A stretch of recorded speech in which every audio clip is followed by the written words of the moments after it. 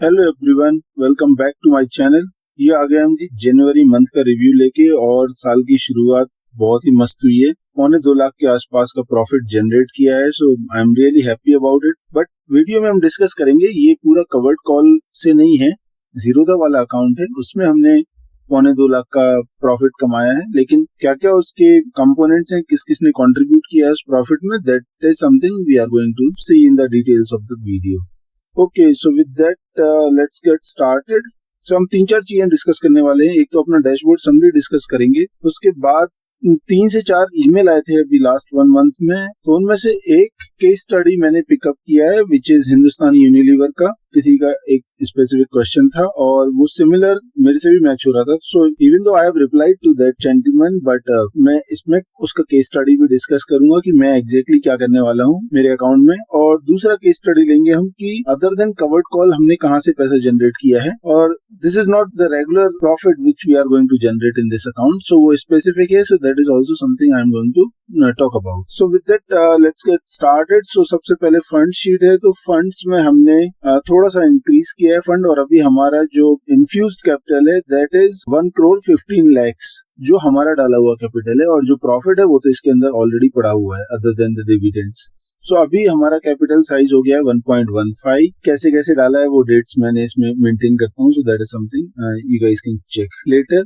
और एक और चीज, अगर इस शीट का एक्सेस नहीं है तो प्लीज मुझे ईमेल कर दीजिए necofinancials@gmail.com पे। काफी लोगों के अभी रिक्वेस्ट आए थे और मैंने बहुत सारे, अभी आई एम हैप्पी बहुत सारे लोग डैशबोर्ड एक्सेस करके और उसमें मॉनिटर करते रहते हैं ट्रेड्स, और वहां से कुछ लर्न करते रहते हैं। So that is very good thing which is happening now, और काफी ज्यादा रिक्वेस्ट आने लग गए हैं अभी। So I am really happy that people are following this sheet also and then trying to understand how to maintain the overall log of the trades.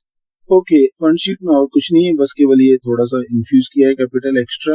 Dashboard में अभी 2 से 3 स्क्रिप्ट्स हमने नए ऐड करे हैं जिनमें कभी भी पहले काम नहीं किया था। वो है JSW स्टील, उसमें PE एग्रेसिव सेल किया था। ICICI बैंक का हमने पूरा लॉट ले रखा था इनफैक्ट, अभी वो एक्सरसाइज हो गया है। इंडसइंड बैंक में भी अभी हमने नया एंट्री किया है। तो अभी तक हमारे पूरे टॉप 50 को हमने हिट नहीं कर पाए, क्योंकि इसमें टोटल 51 स्क्रिप्ट्स हैं, उसमें से भी 3 तो हमारे ETF हैं भारत बॉन्ड वाले, और 2 ETF हैं बैंक निफ्टी और निफ्टी वाले। सो 5 अगर हटा देंगे तो 46 स्क्रिप्ट्स ही अभी हमने हिट करे हैं। सो इस शीट में बाकी कुछ है नहीं, डिटेल में डिस्कस नहीं करेंगे इस शीट का। Will directly jump on to the next one which is dashboard 2। So dashboard 2 में हम मेंटेन करते हैं बेसिकली कि हमारे ट्रेड्स का समरी क्या रहा है। इसमें अगर आप देखेंगे तो जनवरी मंथ में अगेन हमारे लेस देन 50 ट्रेड्स रहे हैं विच इज वेरी गुड, और इसमें हमने जो टोटल प्रॉफिट कमाया है वो आप देख सकते हैं 1.81 लाख हमने इसमें से कमाया हुआ है, विच इज फैंटास्टिक। और जैसा मैंने बताया कि इसमें और भी टाइप के ट्रेड्स हैं other than covered call, so second part of this video में हम डिस्कस करने वाले हैं। इसमें सिंस एक्सरसाइज भी अच्छे खासे हुए थे, तो एक्सरसाइज की वजह से हम पूरे 181 पे टैक्स 30% नहीं भरना पड़ेगा। सो इसलिए हमारा जो टैक्स है किसी पार्ट का 15% भी आएगा जो इक्विटी एक्सरसाइज करे हैं। सो टोटल हमारा जो टैक्स बन रहा है वो बन रहा है 34,000 के आसपास इस मंथ का टैक्स। ओके, सो इसके साथ अगर हम पूरा अभी तक का स्टेटस देखेंगे तो हमारा 24.5 लाख के आसपास पहुंच गया है, जो टोटल प्रॉफिट है ऑफ लास्ट 2 ईयर्स बेसिकली। और लास्ट 2 ईयर्स में से हमने फर्स्ट ईयर 8 या 9 लाख बनाया था हमने। सो इस साल का हमारा जो प्रॉफिट है वो 13 लाख प्लस पहुंच गया है। अभी 2 महीने और बाकी है। जो हमको अभी तक टैक्स भरना है वो 4.66 हो चुका है। ये भी लास्ट 2 ईयर्स का है। सो इस साल का एग्जैक्ट टैक्स काफी कम आएगा, आई थिंक 2 से 2.5 लाख रुपए आएगा, लेकिन वो इस अकाउंट का आएगा। और जैसा मैंने लास्ट टाइम बताया था कि अभी तक का जो एडवांस टैक्स है टिल 15th of December हमने 4 लाख तक का एडवांस टैक्स भर चुके हैं for this financial year, because other accounts का भी उसमें प्रॉफिट एडिट रहता है। सो ये हो गया हमारा जनवरी मंथ का। अभी हम इसमें देखते हैं क्विकली कि जनवरी मंथ में हमने किया क्या है एग्जैक्टली। समरी में ही देखते हैं और फिर हम उसके 1-2 एग्जांपल पिकअप करेंगे डिटेल में डिस्कशन करने के लिए। सो जनवरी मंथ में आप देखेंगे तो पहले 8 से 10 ट्रेड्स हमारे दिख रहे हैं बैंक निफ्टी के, जो मैं वीकली कॉल सेल करता हूँ, क्योंकि अभी कैसा हो गया है कि बहुत सारा हमारे पास इसमें होल्डिंग्स है और वो लॉन्ग टर्म होल्डिंग टाइप का होता जा रहा है। ETF बॉन्ड हमने साल भर से भी ज्यादा हो गया किसी में तो, और हमने 15 लाख के कम से कम हमारे पास ETF बॉन्ड्स हैं। ऐसे ही हमारे पास निफ्टी और बैंक निफ्टी भी पड़ा हुआ है 20-25 लाख का। तो पॉइंट ये है कहने का कि हमारे पास 35 से 40 लाख रुपए के ऐसे स्क्रिप्ट्स पड़े हुए हैं जिनको हमको टच नहीं करने की जरूरत है, तो मैंने उनसे लेवरेज ले रखा हुआ है, उनको मैंने कोलेटरल मार्जिन ले रखा है। तो वो जो पड़ा रहता है मार्जिन यूज करने के लिए मैं क्या करता हूँ कि वीकली कॉल और पुट सेल करता रहता हूँ निफ्टी और बैंक निफ्टी में, और उससे 2-3 हजार रुपए जनरेट करता रहता हूँ। सो इसलिए ये बहुत सारे निफ्टी के आपको ट्रेड्स दिख रहे हैं। इसमें एक तो इंटरेस्टिंग चीजें हैं, अगर आपको याद होगा तो हमने क्या किया था कि लास्ट दिसंबर से आई थिंक और नवंबर से I started increasing the position in bank Nifty and Nifty बीज। सो मैंने फॉर एग्जांपल बैंक निफ्टी बीज में क्या किया था मैंने कि 1500 यूनिट्स उसके ले लिए, which is 1 lot bank Nifty का, और उसके साथ मैंने 50,000 का उस टाइम पे जो लेवल था आई थिंक 47-48 के आसपास था, तो मैंने डीप इन द मनी 50,000 का पीई एक बाई कर लिया फैब एक्सपायरी का, और फिर मैं इसको एक तरह से भूल गया, उसका कोलेटरल लेके उस पर ट्रेड करता रहा। अभी ये हुआ कि दिसंबर में काफी मार्केट गिर गया, तो मैंने क्या किया कि उसका जो पीई था वो शिफ्ट करके 48 के पीई पे ले आया, क्योंकि वो मार्केट 48 के नीचे चला गया था। उसमें से 10,000 रुपए प्रॉफिट बुक किया, और 10,000 रुपए प्रॉफिट बुक करने के बाद मैंने वो 10,000 रुपए या उसके आसपास के मैंने और बैंक वीज खरीद लिए, तो वो मेरे फ्री के बैंक वीज यूनिट ऐड हो गए अकाउंट में, और वो कंटिन्यू थी मेरी पोजीशन। फिर जनवरी में और मार्केट गिरा, तो फिर मैंने 46 वाले पीई पे उसको शिफ्ट कर दिया, और उसमें से 25,000 रुपए निकाले हैं। सो 25,000 रुपए जो निकाले उसके वापस से बैंक वीज खरीद लिए। तो ये जो प्रॉफिट से मैं बैंक वीज खरीद रहा हूँ वो एक तरह से फ्री के आ रहे हैं मेरे, तो वो बैंक वीज खरीद के और मैंने वापस से अभी उसको 45K पे शिफ्ट कर दिया है पीई को, विच इज अगेन ITM, और इस बार मैंने जून एक्सपायरी का लिया है। सो ये 35,000 रुपए का प्रॉफिट इसी ने कंट्रीब्यूट किया है इस मंथ में, जो 1.81 लाख है उसमें से। दूसरे टाइप के ट्रेड्स कंट्रीब्यूट कर रहे हैं which are also not covered call, जैसा मैंने बताया कि जो वीकली स्ट्रेंगल्स में ट्रेड करता रहता हूँ, और उसमें से बहुत दूर का जाके लाइक बैंक निफ्टी होगा तो बैंक निफ्टी में 2 या 3 रुपए का मैं या 4 रुपए वाला प्रीमियम कलेक्ट कर लेता हूँ, या निफ्टी होता है तो उसमें 1 रुपए या 2 रुपए वाला प्रीमियम कलेक्ट कर लेता हूँ, और काफी दूर का सेल कर देता हूँ। और ये इसलिए सेल कर पाता हूँ मैं क्योंकि मेरे पास पी और निफ्टी के पीस बहुत सारे पड़े हुए हैं। मतलब आप अगर देखेंगे तो मेरे पास 18,000, 19,000, 20,000 और 2026 तक के पीस पड़े हुए हैं। तो अगर मार्केट एकदम से ब्लैक स्वान इवेंट आता भी है तो भी मैं वो वाले पी मुझे बहुत अच्छा प्रॉफिट देंगे, और उनके अगेंस्ट एक तरह से आप बोल सकते हैं मल्टीपल क्वांटिटीज इनके बेच देता हूँ। सो वहां से मेरा वीकली जनरेट हो रहा है। सो 8 से 10,000 या कम से कम या कभी कभी 15,000 रुपए पर मंथ भी मैं इसमें से कमा लेता हूँ। सो ये 2 एडिशनल चीजें जो कंट्रीब्यूट कर रही है मेरे प्रॉफिट को बढ़ाने के लिए। सो ये हो गया दूसरे टाइप का प्रॉफिट्स, लेकिन सिंस इसी अकाउंट में से हो रहा है तो वो भी मैं कंसीडर करता हूँ इस अकाउंट का।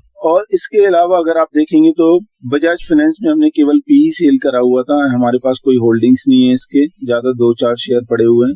सो ये पीई पहले 6900 का बेचा, फिर 6500 का बेचा, और उसके बाद हमने इसमें से करीब 3-3.5 हजार रुपए कमा लिया। डिवीज लैब के भी केवल पीई में से कमाया। इस मंथ क्या हो गया था कि एकदम पीक पे था मार्केट, तो मैंने बहुत सारे पीईज बेचे थे। सो डिवीज लैब का हो गया, HCL टेक का हो गया, हीरो मोटोकॉर्प, सबके पीईज बेचे थे, और सारे के सारे ये एक्सपायर हो गए वर्थलेस। ICICI बैंक में जैसा मैंने बताया था फर्स्ट टाइम मैंने इसमें होल्डिंग लिया है, और वो ITM जैसे ही हुआ था तो मैंने उसमें से एग्जिट कर दिया था। टोटल 21,000 का इसमें से प्रॉफिट कमाया है। इंडसइंड बैंक में एक प्रॉब्लम हो गया कि हमने इसका पूरा लॉट लिया, जैसे ये पूरा गिरा था 5-7% जिस दिन गिरा था, मैंने इसका पूरा लॉट लिया, और इसका CE का ऑर्डर एग्जीक्यूट ही नहीं हुआ। अभी ये काफी माइनस में चल रहा है इसका होल्डिंग। लेकिन फिर मैंने क्या किया था, लास्ट वीक में जब 3-4 दिन ही बचे हुए थे तो इसमें 1,000-1,200 रुपए का एक दूर का CE बेच के इसमें से कमा लिया था। फिर इन्फी में भी हमने ऐसे किया, लास्ट वीक में 1,000 रुपए कमा लिया।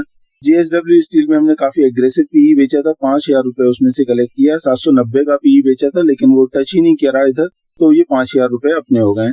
M&M में पूरी दुकान है अपने पास, और पूरी दुकान के अगेंस्ट हमने CE बेचा हुआ था, और वो वर्थलेस एक्सपायर हो गया है। निफ्टी में ये देखिए, ये अगेन वीकली ट्रेड्स हैं बेसिकली। सो ये वीकली ट्रेड्स में से मैंने आई थिंक 8-10 हजार रुपए कमाया होगा। So this is something I was talking about. So total अगर आप बैंक निफ्टी और निफ्टी से देखेंगे तो हर महीने हम 10-15-20 हजार रुपए ऐसा भी निकालना स्टार्ट किया है लेटली, क्योंकि अभी प्रीमियम अच्छे मिल जाते हैं, राइट। सो जब जब हमको मौका मिलता है तब हम ये कर लेते हैं। ONGC में हमने बहुत मस्त प्रॉफिट कमाया है। सो इसमें अगर आप देखेंगे तो ONGC में हमने 2 या 3 बार ये दुकान ली है, एक्सरसाइज करी है, और इसमें से टोटल जो हमारा प्रॉफिट बना है इस मंथ का वो बना है 42,000 हमने इसमें से प्रॉफिट बनाया है। इसके बाद हमारा TCS है। TCS में भी हमारे पास दुकान है, पूरी दुकान हमने कर ली थी। पार्शियल शेयर्स हुआ करते थे दिसंबर तक। जनवरी में हमने इसका पूरे दुकान करके और इसमें से 8,000 रुपए कवर्ड कॉल से बनाया है।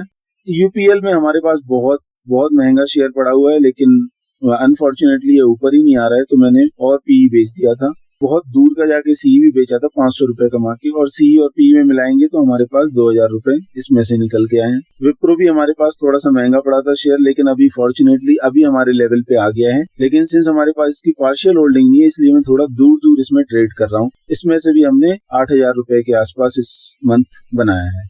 सो ये हमारे टोटल ट्रेड्स हो गए हैं। अभी हम लास्ट पार्ट पे चलते हैं। एक क्वेश्चन आया था बेसिकली कि हिंदुस्तान यूनिलीवर उन्होंने क्या किया कि 2480 का आई थिंक PE बेचा था, और वो अभी ITM हो गया क्योंकि वो हिंदुस्तान यूनिलीवर मस्त गिरा है इस बार भी, राइट। सो उनका क्वेश्चन था कि अभी करना क्या है, मतलब या तो मैं उसको एक्सरसाइज करने के लिए डाल दूं या फिर और कुछ कर सकते हैं, तो आप बताइए। तो मैंने उनको सजेस्ट ये किया था, सबसे पहला तो ये पॉइंट था कि ITM अगर हो रहा है तो उसमें instead of putting the money in the account and then leaving it for auto exercising, आप वो ITM बुक कर लो जितना भी लॉस होता है, और आप खुद से शेयर खरीदो उसके। तो उससे क्या होता है कि आपका 2-3 दिन का टाइम बचता है, क्योंकि जीरोधा या जो भी ब्रोकर है वो आपके बिहाफ पे शेयर खरीदने में टाइम लगाता है, और वो भी नेक्स्ट वर्किंग डे पे होगा, और फिर आपके अकाउंट में शेयर आएंगे। फिर आपको पता चलेगा कि अब CE बेचना है नाउ ऑनवर्ड्स। इंस्टेड मैंने क्या किया था कि एक्सपायरी दिन पे या फिर उसके पहले ही आप खुद से वो PE एग्जिट कर दो, और वो एग्जिट करने के बाद आप खुद से ही शेयर्स खरीद लो उसके, और फिर आप उसमें CE सेल करना शुरू करो। सो वो क्या है, अपने हाथ में कंट्रोल रहता है उसमें। सिमिलर सिचुएशन मेरे अकाउंट में भी है एक्चुअली। तो मेरा PE सेल नहीं हुआ था, मेरे पास क्या है कि इसके 101 शेयर्स पड़े हुए थे जो भी 2500 प्लस के प्राइस पे थे। मतलब मैं भी चाहता था इसमें कि इतना गिर रहा है तो मैं भी इसमें पूरी दुकान कर लूं। तो मैंने क्या किया है कि जब ये शेयर गिरना शुरू किया तो ये आई थिंक 2400 के आसपास आने लग गया था। 2450 जैसे इसने तोड़ा तो मैंने एडिशनल और 200 शेयर कर लिए, क्योंकि ये 300 का लॉट है। तो 2425 रुपए का मुझे शेयर पड़ा, जो मैंने 200 शेयर और खरीदे। सो जो मेरा एवरेज हो गया वो ऑलमोस्ट उन्हीं के पास हो गया। उनका 2480 का खरीद होने वाली थी और मेरा 2466, 2466 का मेरा एवरेज आ गया। लेकिन अभी और गिर गया उसके बाद भी, तो करंट मार्केट प्राइस जो हो गया उसका 2400 हो गया। सो मतलब मेरे को 66 रुपए और महंगा पड़ा हुआ है ये शेयर, अगर मैं एवरेज देखूं तो अभी मैं इसके बाद क्या करने वाला हूं कि सबसे पहले तो मैं इसमें ये ध्यान रखूंगा कि कभी भी मैं मेरा जो एवरेज प्राइस है 2466 उसके नीचे नहीं आऊंगा मैं कभी भी CE सेल करने के लिए। हाँ, लास्ट डे पे या लास्ट 2 डेज में कभी कभी मैं एक्सेप्शनल एक और बेच देता हूँ, that is different thing. But मैं मंथली इनकम इसमें से जो कमाऊंगा वो 2466 के नीचे में कभी नहीं आने वाला हूँ। सो वो एक चीज में ध्यान रखूंगा, और वो सेम चीज मैंने सजेस्ट भी करी है। दूसरा एक और चीज में देखूंगा कि अभी ये सिंस बहुत नीचे चल रहा है, ऑलरेडी मेरे परचेस प्राइस भी नीचे चल रहा है 66 रुपीज। तो अगर और भी गिरता है तो on every fall I am going to add at least 1 to 2 share every day, जब भी वो नेगेटिव में रहता है। सो ये मैं दूसरा काम करने वाला हूँ। Why? Because this will bring my average further down, right. So ये मेरा दूसरा सजेशन था, और मैं भी खुद भी ये अपने अकाउंट में करने वाला हूँ। और तीसरा मैं ये देखूंगा कि अगर मुझे इसमें जो 2466 या उसके ऊपर का मैं CE बेचूंगा तो उसमें कम से कम मुझे आधा % तो मिले उस मंथ का रेंटल। उससे कम मिलता है लाइक 1000-1500 रुपए या 500 रुपए ऐसे मिलता है, तो maybe I will think उस मंथ को स्किप भी कर दूं मैं। थोड़ा तो डिसेंट सा प्रीमियम होना चाहिए, नहीं तो पता चला 500-1000 रुपए के पीछे हमने पूरी दुकान को रिस्क में डाल दिया ITM होने का। सो वो सब नहीं करना है। और फॉर्चुनेटली क्या हुआ है कि अभी हमको फेब मंथ का CE 2500 का CE मैंने बेचा है, और उसमें एक दिन 34 रुपए का प्रीमियम हिट करा था, तो मैंने 34 रुपीज का कलेक्ट किया रेंटल, जो 1% से भी जाता है। So I am quite happy about it कि मुझे इतने गिरते हुए शेयर में भी मुझे 34 रुपीज का रेंटल मिल गया है। So which is around 10,000 rupees, right. So which is good enough. So ये मैं करने वाला हूँ हिंदुस्तान यूनिलीवर में, और इसी टाइप के और भी फंसे हुए हैं मेरे कुछ जैसे अभी इंडसइंड वगैरह है। सो उनमें भी मैं कुछ अपॉर्चुनिटी ऐसी देखूंगा कि उनमें से भी मैं कैसे रेंटल कलेक्ट कर सकता हूँ। This was the case study of Hindustan Unilever. So that's all for this video also. I hope you guys like the content, and I'll see you in the next one. Thank you so much.